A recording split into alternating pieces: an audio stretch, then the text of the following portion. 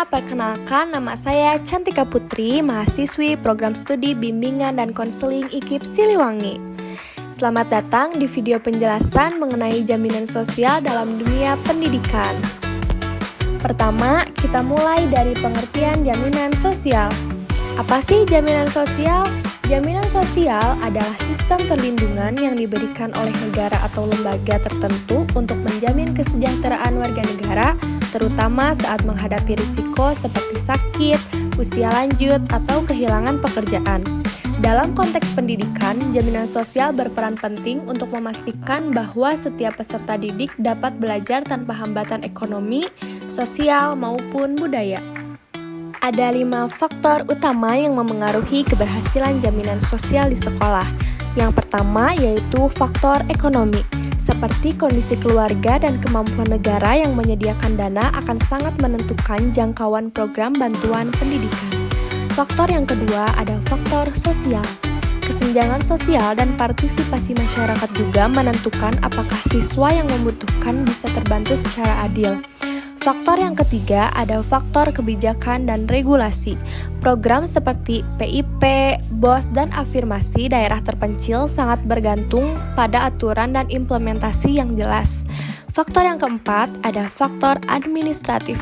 Ketepatan data siswa dan sistem distribusi bantuan sangat penting agar program berjalan tepat sasaran.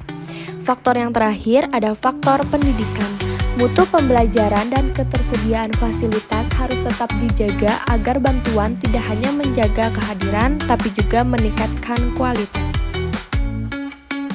Lalu, apa saja bentuk jaminan sosial dalam pendidikan? Beberapa contoh bentuk jaminan sosial dalam pendidikan antara lain beasiswa pendidikan untuk siswa berprestasi atau kurang mampu, subsidi pendidikan guna meringankan biaya sekolah, asuransi pendidikan sebagai proteksi keberlanjutan pendidikan, dana BOS untuk operasional sekolah, program kesehatan siswa termasuk BPJS, dan juga layanan pendidikan inklusif untuk anak berkebutuhan khusus atau ABK. Lalu, bagaimana dampaknya di sekolah? Yang pertama, dampak positif yaitu akses pendidikan meningkat, angka putus sekolah menurun, kesetaraan pendidikan tumbuh, partisipasi masyarakat meningkat.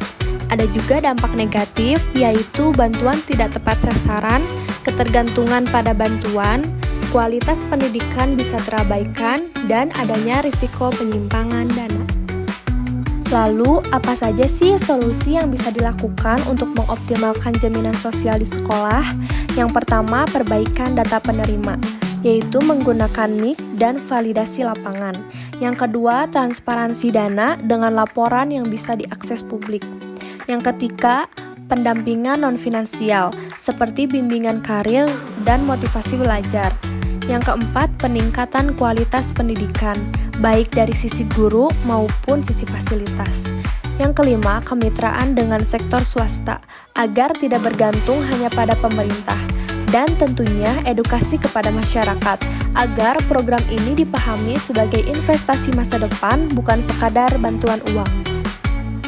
Nah, itulah penjelasan lengkap tentang jaminan sosial dalam pendidikan. Dengan dukungan sistem yang baik, jaminan sosial bisa menjadi jembatan menuju masa depan cerah bagi semua anak bangsa. Terima kasih sudah menonton dan sampai jumpa di video edukatif berikutnya.